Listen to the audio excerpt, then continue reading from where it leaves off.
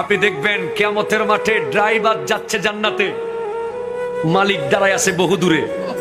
কিরে তুই না আমার ড্রাইভার ছিলি, তুই কেমনে বেহেশতে যাইতেছস?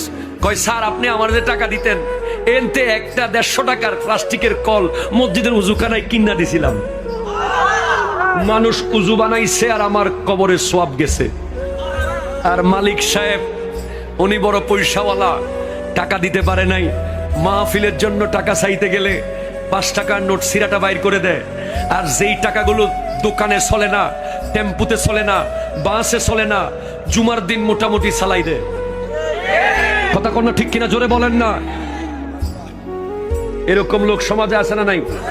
মানি ব্যাগ মনে হয় সিরা ফেলবে এখন, মানি ব্যাগকে ওরে গুতানি গুতায়। 100 টাকার নতুন নোটটা দেখে এটা 500 টাকা তুই কিনলে আইসস। খবর আছে কিয়ামতের মাঠে তারা যখন উঠবে তাদের গায়ে আগুনের তীর মারা থাকবে, তীর। যারা টাকা আসে কিন্তু আল্লাহর রাস্তায় দেয় নাই। কথা কোন ঠিক কিনা জোরে বলেন।